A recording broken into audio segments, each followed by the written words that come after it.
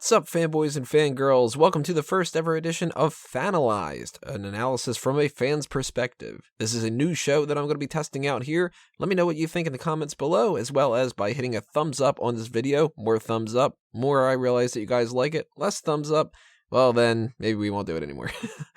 I'm your host, the main man over at fanboysanonymous.com, Tony Mango, and today the topic in question is going to be the recent comments JJ Abrams made at the Tribeca Film Festival during a Q&A session, and all the fallout that's happened after that. The Star Wars community went into a frenzy about this, so I figured I would toss out my own opinion and my own points of view of what he said and break down just why I think that a little bit too much weight is being put into these comments. But then again, I'm also going to be a little bit hypocritical here because I'm also kind of agreeing that this means quite a bit. So yeah, only a Sith deals in absolutes, right, Obi-Wan? So this is all about a question that somebody asked in regards to the identity of Rey's parents. And JJ Abrams, when asked that question, stated, Rey's parents are not in Episode 7. So I can't possibly, in this moment, tell you who they are, but I will say that it is, this is all I will say, it is something that Rey thinks about too. Right off the bat, the internet exploded with theories and people started speculating on just what this meant. It didn't matter that the exact phrasing was all over the place on the internet, and something as simple as a maybe or a sort of or any of those kind of words could always make a big difference. In this case, there were people that were reporting that he even said it may seem like an autosave. Yeah, this is why you can't jump to conclusions so quickly. But everybody did. And people posted tons of articles and videos about how this must mean, without a doubt, that we would be first introduced to Rey's parents in either the comics, the novels, Episode 8, or even Rogue One, even though it's highly unlikely that Jyn Erso is Rey's mother. But here's the kicker. JJ Abrams later clarified its comments to Entertainment Weekly, saying, "What I meant was that she didn't discover them in Episode 7, not that they may not already be in her world." So let's just say, for argument's sake, that the original statement was not cleared up and Rey's parents were indeed not in Episode 7 in the slightest bit. That would mean that we would have to rule out every single person in that movie as someone who could not be her mother or her father. This includes, of course, all the characters that are too young, and Luke Skywalker, Han and Leia, Unkar Plutt, didn't really see that one happening anyway, Supreme Leader Snoke, Obi-Wan Kenobi, because remember we do hear his voice, and so on and so forth. Who does this also include? The people in the ship dropping her off. So yeah, there goes that idea, and pretty much every theory that is out there that could possibly be true about Rey's parents. And look, I loved The Force Awakens, but one of its flaws is that it has to cram way too much information into such a short amount of time, and it simply fails at accomplishing that task 100%. There are so many things that we're still left in the dark about, and it isn't even just the topics that we're supposed to be considering mysteries. Do the filmmakers want to keep Rey's parents behind a shroud right now to amp up some intrigue for Episode 8? Of course. There's a lot of things that are like that. But there's also a list of things that we still don't know much about that we really do need to hear more of a backstory for. For instance, who is Supreme Leader Snoke?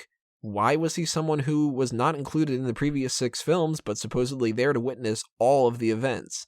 What is up with Maz Kanata being Force sensitive? What has Lando Calrissian been up to? Who the fuck is Lor San Tekka? What is the Republic like right now? We really didn't find out any information about the Republic and the whole system of government until after the movie came out. The Hazian system? What the hell was that? Now we know that that's where the government was, but that information that's been let out about that is very sparse for something that really was the linchpin of the whole thing. I mean, the original trilogy was about getting rid of that empire, and this time around, we don't even know what the political structure is. The same goes for TR-8R, who now we know is Nines, but for the longest time he was just a badass random stormtrooper. And speaking of stormtroopers, is Finn Force sensitive? And for that matter, who the hell are his parents? So even somebody like Kylo Ren has had his whole backstory incredibly rushed just to get him to the point where we can actually have a movie that includes this character instead of just a whole thing of backstory. The first scene that he's in, we're given the information of his name, that he's a villain, that he's powerful in the dark side of the Force, that Lor San Tekka knows him, and that his parents are Han and Leia. That's a lot to take in just a few moments. We still don't know anything about his training, why he turned to the dark side, or why he thinks that he's talking to Darth Vader, or if he is, how that works, and why Vader is bad and not just telling him, dude, the light side's the right way, the fuck you doing? And there's so many other things that are like that just we haven't been privy to yet. And it's one thing to read the novels and find out more information about Snap Wexley, but it's an entirely other thing to expect the fans to engulf themselves in all the different canon that's out there just to find out plot-necessary information.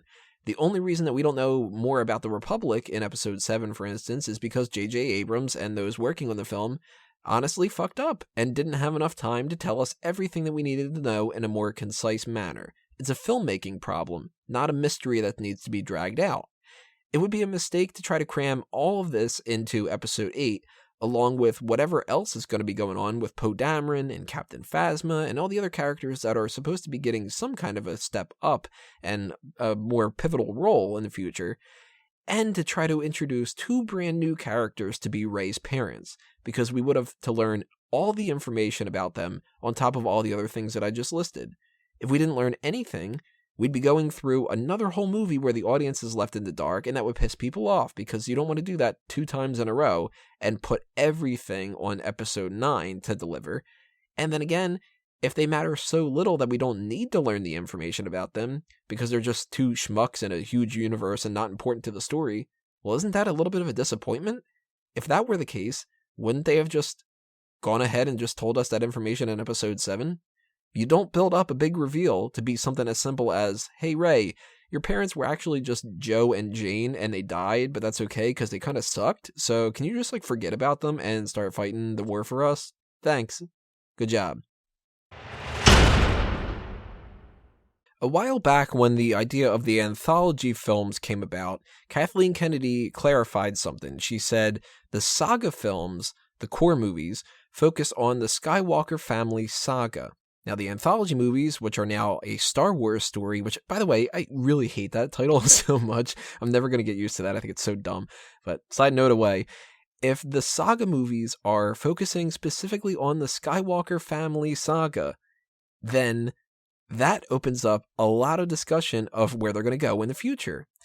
We all know that Anakin Skywalker was the chosen one, and that Luke Skywalker carried on that heritage with Leia, so it's safe to assume the same is going to apply to this new trilogy. Kylo Ren is the only offspring that we know there is a confirmation about right now, but the future of the Star Wars series can't be focusing on him because it always revolves around the heroes, and he's clearly a villain.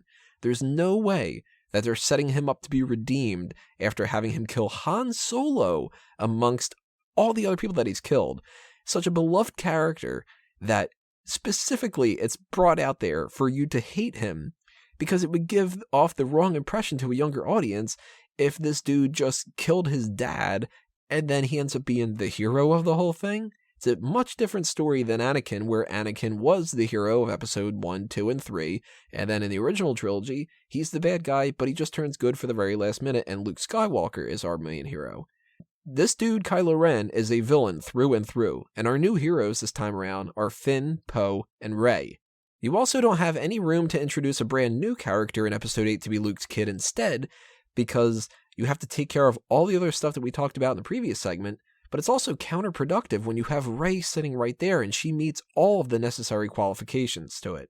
Remember how in Return of the Jedi, they kept it very simple by making Leia the sister of Luke, instead of making up an entirely random new woman and having Leia be just some chick that we were hanging out with for 2 movies? The same applies here.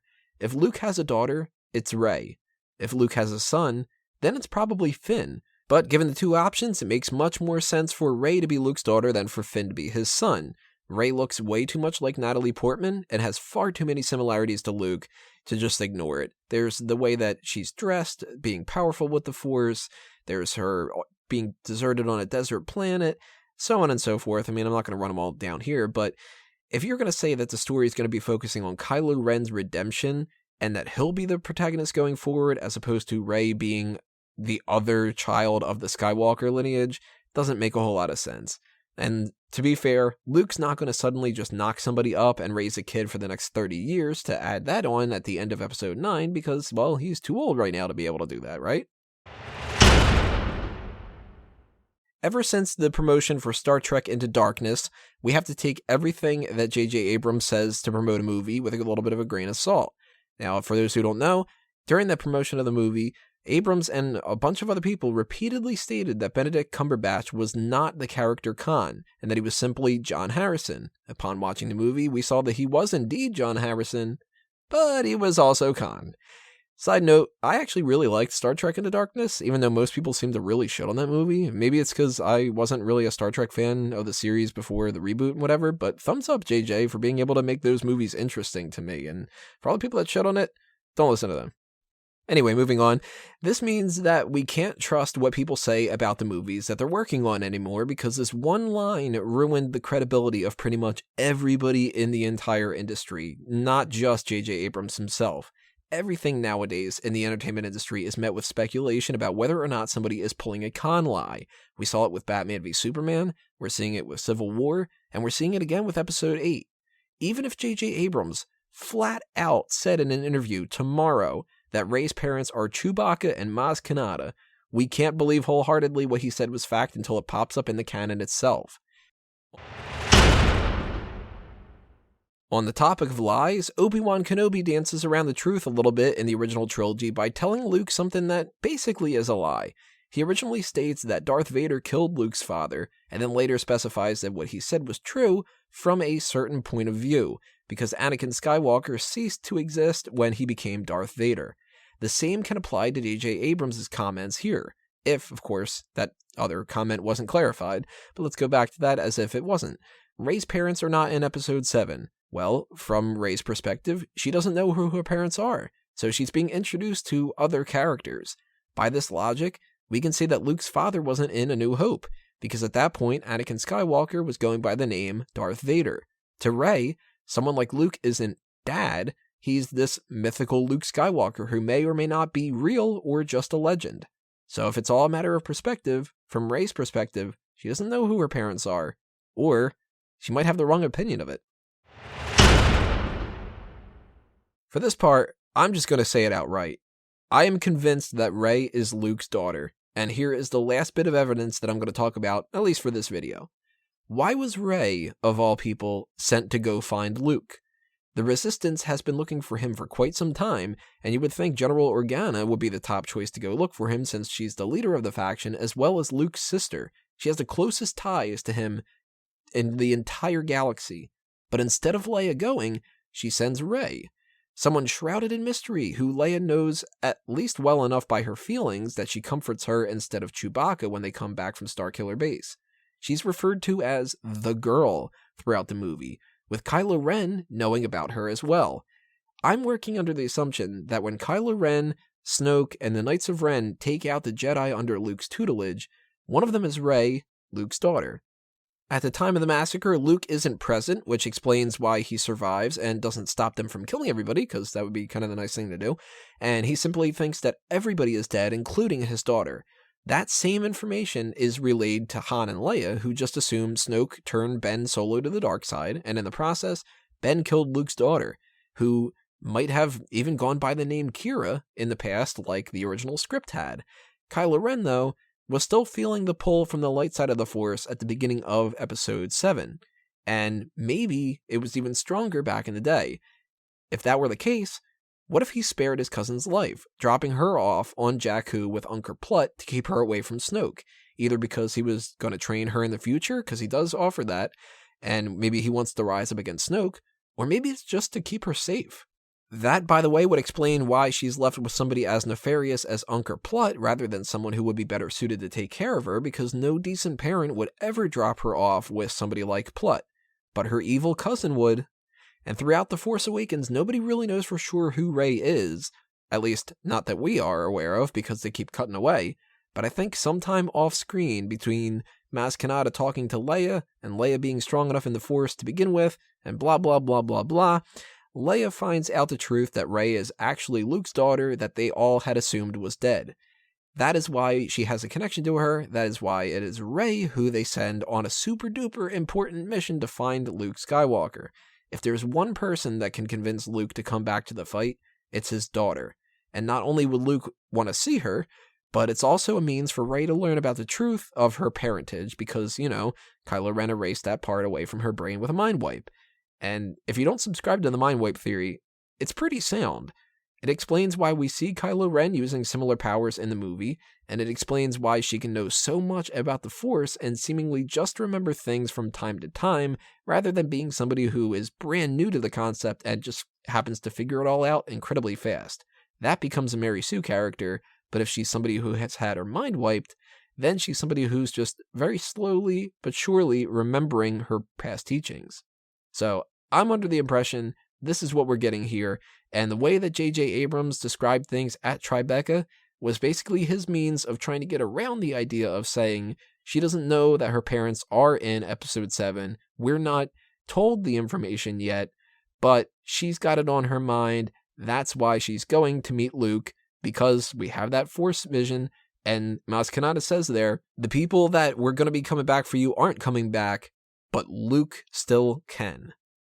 That's the most important thing. The lightsaber calls out to her because she's his daughter, just the same as the lightsaber called out to Luke because he was Anakin's son. Well, that was a lot longer than I expected it to be, but hopefully you guys enjoyed it. Let me know what you think in the comments below, and let me know what you think about this theory as well. Who are Rey's parents? And do the recent comments that JJ Abrams said do anything to sway your opinion one way or the other? Whatever the case may be, make sure you also hit that subscribe button if you haven't already, and give this video a thumbs up to show me that you want to see more episodes of Fanalized in the future. Follow us on Facebook and Twitter, and keep staying tuned to the channel and fanboysanonymous.com for more. That's it for now, though. Time for me to geek out. Until next time, everybody, may the Force be with you, always.